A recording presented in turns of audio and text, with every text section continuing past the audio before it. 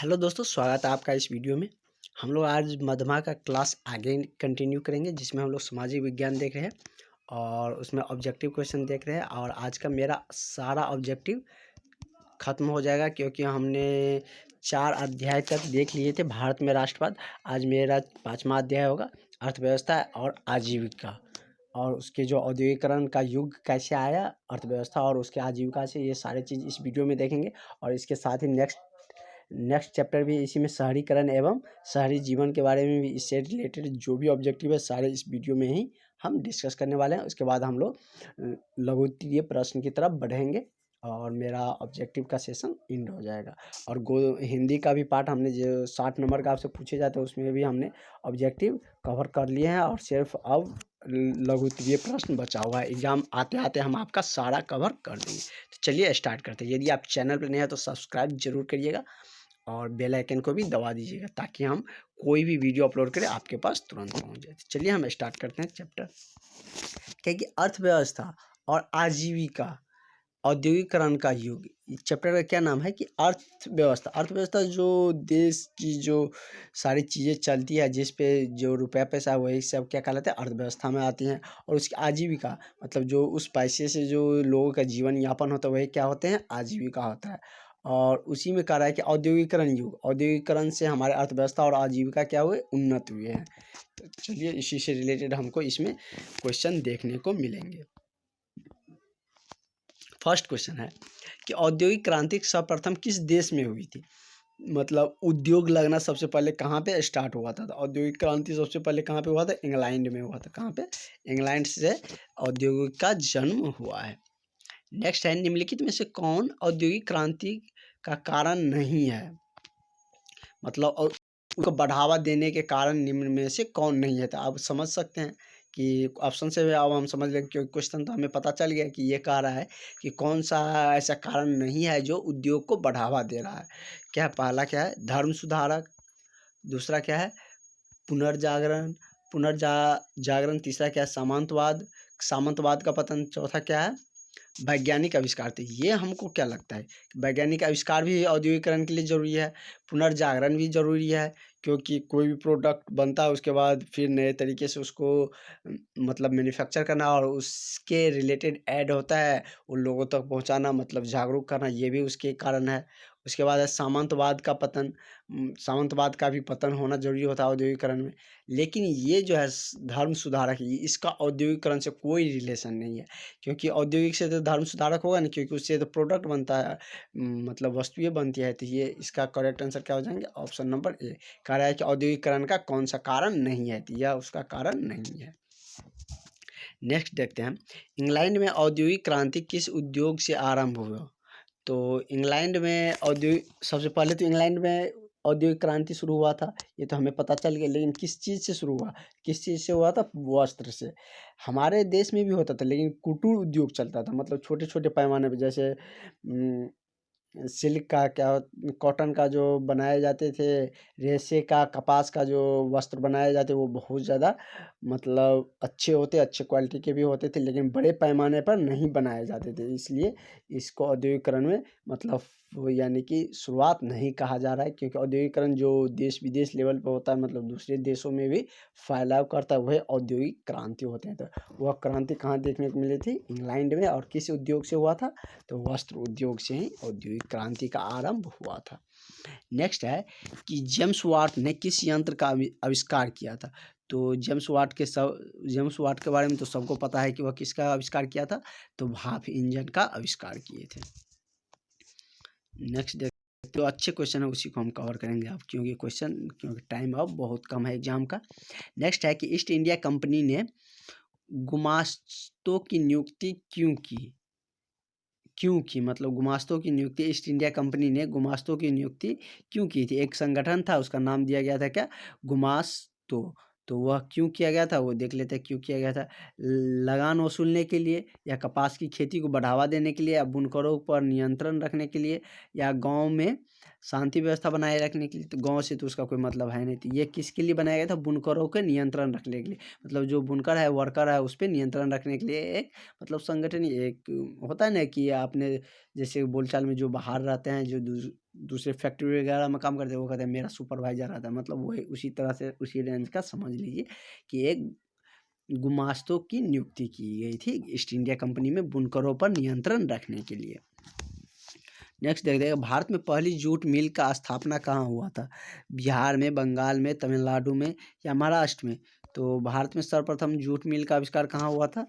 तो स्थापित हुआ था, तो वह कहाँ हुआ था? तो बंगाल में। कहाँ हुआ था? बंगाल में हुआ था। नेक्स्ट है कि जमशेदजी टाटा ने जमशेद में लौह इस्पात संयंत्र की स्थापना की। जमशेदजी टाटा ही ऐसे व्यक्ति थे जिन्होंने भारत में अपना स्वदेशी मतलब फैक्ट्री लगाई थी लोहे के। तो वह यही पूछ रहा है कि किस ईस्वी में लगाया गया था? तो वह कब लगाया गया था? तो 1907 ईस्वी में। कब? 1907 ईस्वी में। नेक्स्ट, उत्पादकों ने अपने उत्पादों के प्रचार के लिए किस माध्यम का सहारा नहीं लिया? कैलेंडर का, लेबल का या तस्वीर का या सभी का? तो उत्पादों को किसका नहीं लेते? कैलेंडर का भी नहीं लेते थे, तस्वीर का भी, लेबल का भी सहारा नहीं लेते थे। इसका करेक्ट क्या हो जाएंगे? ऑप्शन नंबर डी हो जाए, क्योंकि वो ऐड के माध्यम से या और भी दूसरे तरीके से प्रचार किया करते थे। तो नेक्स्ट देख लेते हैं हम लोग कि शहरीकरण एवं शहरी जीवन। छठा अध्याय में क्या? शहरीकरण एवं शहरी जीवन। तो चलिए इसका देख लेते हैं। क्वेश्चन क्या कर रहा है कि जिगुरात किस सभ्यता से बनवाए गए हैं? मतलब जिगुरात है जो किस सभ्यता से बने हैं? रूस से या मेसोपोटामिया की सभ्यता से या सिंधु घाटी की सभ्यता से या चीन की सभ्यता से? यह किस सभ्यता से लिया गया है? तो मेसोपोटामिया सभ्यता से यह लिए गए हैं। तो नेक्स्ट देखते हैं, द विटर क्राई ऑफ कॉन्टेस्ट लंदन, या किसने लिखा था? The bitter cry of outcast London के लेखक कौन थे? गैरथ स्ट्रेमैन, जेम्स या हेनरी हेम्यू या एडस विनियर्स या चार्ल्स डिकेन? तो इसके जो लेखक थे वो कौन थे? तो इसका लेखक था एडम वियंस थे। उसके बाद नेक्स्ट देखते हैं, संयमता आंदोलन क्यों चलाया गया था? मतलब संयमता आंदोलन इसलिए चलाया गया था कि वहाँ पे क्या होते थे कि शराबखोरी होते थे ना, वो मतलब रोड पे या इधर उधर ज़्यादा मतलब उधर के रूप अभी भी देखते हैं कि मतलब दारू पीने के बाद लोग ज़्यादा इधर उधर करते हैं, मतलब क्राइम रेट को भी अंजाम देते हैं। उसके बाद गाली गलौज बहुत सारी बातें होती, झगड़ा लड़ाई कर लेते। तो उसी पे नियंत्रण रखने के लिए यह संस्था या आंदोलन चलाया गया था। कौन? संयमता आंदोलन। संयमता से इसी से क्लियर हो जाता है मेरा आंसर भी। संयम मतलब क्या? धैर्य रखना। तो वह किस में होगा? तो वह किसके लिए पर लागू होगा? तो शराबखोरियों पर ही होगा। इसी से हमारे निकल जाते शराबखोरियों पर नियंत्रण लगाने के लिए। नेक्स्ट देखते हैं कि लंदन में गार्डन सिटी की योजना किसने बनाई? मतलब गार्डन सिटी योजना किसने बनाई थी? तो लंदन में गार्डन सिटी की योजना कौन बनाया था? तो एवेंजर हावर्ड्स ने बनाए थे। कौन बनाए थे? एवेंजर हावर्ड्स ने। नेक्स्ट देखते हैं, इंग्लैंड में चर्चिस्ट आंदोलन किस उद्योग से था? तो इंग्लैंड में जो चर्चिस्ट आंदोलन चलाया गया था वह क्या था? बालिग और पुरुषों के लिए मताधिकार के लिए यह आंदोलन चला गया था। मतलब सबको, पुरुष को और बालिग को भी क्या देना चाहिए? अधिकार दिया जाना चाहिए। नेक्स्ट है कि ईस्ट इंडिया कंपनी को ब्रिटेन के किस राजा ने बम्बई को दिया था? मतलब ईस्ट इंडिया कंपनी को ब्रिटेन के किस राजा ने बम्बई को दे दिया था कि आप यहाँ पे अपना बिजनेस कीजिए इंडिया में? क्योंकि वह क्या था कि इंग्लैंड का ही भारत क्या था? कॉलोनी था, उपनिवेश था। तो वह कौन से ऐसे राजा थे? तो चार्ल्स द्वितीय थे। कौन थे? चार्ल्स द्वितीय। बॉम्बे किस वर्ष बॉम्बे प्रेसिडेंसी की राजधानी बनी। तो बॉम्बे प्रेसिडेंसी की राजधानी कब बनी थी? तो यही पूछ रहा है कि आपकी मतलब यह कब बनाई गई थी? यह कब बनाई गई थी? 1896 ईस्वी में। कब बनाया गया था? 1896 ईस्वी में। 1896 नहीं, सॉरी, यह कब बनाया गया था? तो 1819 ईस्वी में। कब बनाया गया था? 1819 में। 1858 में ये बॉम्बे कम इम्प्रूवमेंट हुआ था। City of the Bombay improvement trust की स्थापना कब हुई थी? तो यह कब हुआ था? तो यह 1898 ईस्वी में हुआ था। नेक्स्ट है कि कलकत्ता में रेलवे लाइन किस वर्ष आरंभ हुआ था? तो कलकत्ता में रेलवे लाइन 1855 ईस्वी में। सर्वप्रथम वैसे रेलवे की भी स्थापना कब हुई? 1855 में ही हुआ है। तो कहाँ से हुआ था? कलकत्ता से। भारत में पहली बार धुआं निरोधक कानून किस नगर में बनाया गया? तो धुआं निरोधक कानून की यदि हम बात करें तो वह कहाँ बनाया गया था? तो यह कहाँ बनाया गया था? तो दिल्ली में। कहाँ बनाया गया था? दिल्ली में। मेरा करेक्ट आंसर क्या हो जाएगा? ऑप्शन नंबर मेरा सी हो जाएंगे। नेक्स्ट है कि बॉम्बे फिल्म उद्योग किस वर्ष अस्तित्व में आया? मतलब फिल्म सिटी भी हम बॉम्बे के कहते थे। यह कब अस्तित्व में आया, मतलब उभर के आया? तो वो कब आया? तो 1896 ईस्वी में आए थे। नेक्स्ट देखते हैं हम लोग, लास्ट टॉपिक देख लेते हैं कि व्यापार एवं भूमंडलीयकरण। आज मेरा यह समाप्त हो जाएगा ऑब्जेक्टिव। क्या कह रहा है कि रेशम मार्ग कहाँ से आरंभ होता था? तो रेशम मार्ग की बात करें तो वह कहाँ से आरंभ होता था? चीन से। सबसे ज़्यादा क्या होते थे? चीन और भारत में ही रेशम मार्ग होते थे। लेकिन यदि रेशम मार्ग का आरंभ कहाँ हुआ था? तो चीन में ही हुआ था। क्या है कि पास्ता सिल्की इटली में किनके द्वारा ले जाया गया था? तो इटली में जो पास्ता सिल्की थे वह किनके द्वारा ले गया गया था? अरबों के द्वारा। किसके द्वारा? तो अरबों के द्वारा। नेक्स्ट है कि आलू अकाल किस देश में पड़ा था? तो आलू अकाल की हम बात करें तो वह कहाँ पड़ा था? अमेरिका में पड़ा था। तो जब कोलंबस ने क्या किया था कि अमेरिका की खोज करने गया था, तो वो अपने साथ क्या हुआ था कि आलू, बहुत सारे ऐसे खाद्य पदार्थ लेके गया था, तो वहाँ छोड़ दिया था। तो आलू वहाँ पे होता नहीं था, तो कोलंबस ही वहाँ गया था, तो वहाँ पे छोड़ने के बाद वहाँ पे धीरे धीरे आलू उगने लगा। तो आलू का एक बड़ा भंडारक देश भी बन गया अमेरिका। लेकिन बाद में क्या हुआ था, वहाँ पे आलू का एक मतलब रासायनिक उसमें डिफ्यूजन आने लगा, मतलब उसमें बीमारी आने लगी। तो उसके कारण क्या हुआ था, वहाँ पे आलू में क्या आ गया था? अकाल आ गया। तो वह कहाँ आया था? अमेरिका में ही आए थे। नेक्स्ट देखते हैं कि कॉर्न लॉ किस देश में पारित किया गया?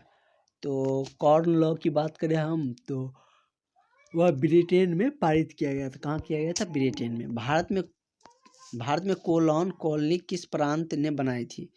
तो किस प्रांत में बनाई गई थी? मतलब कोलोन की कॉलोनी भारत के किस प्रांत में बनाई गई थी? तो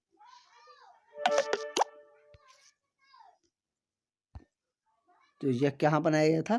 तो मध्य प्रदेश में।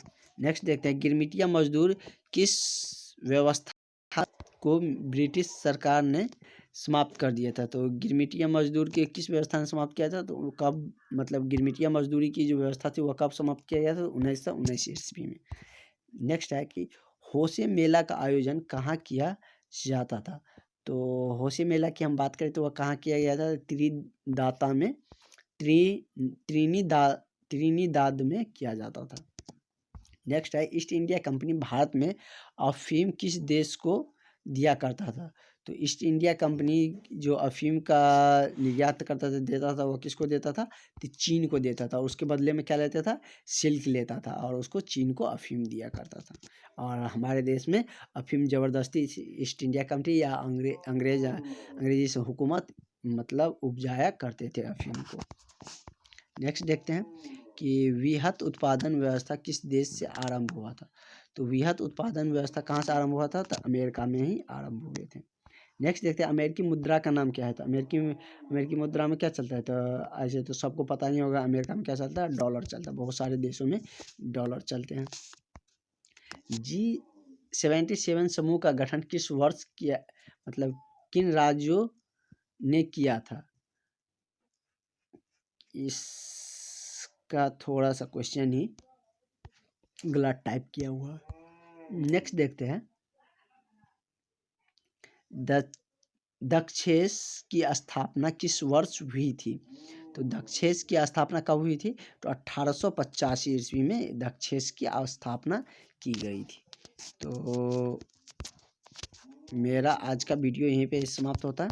हम लोग नेक्स्ट लघु तृतीय प्रश्न डिस्कस करेंगे नेक्स्ट वीडियो में। तो चलिए मिलते हैं नेक्स्ट वीडियो में। यदि आप चैनल पर नए हैं तो सब्सक्राइब जरूर करिए।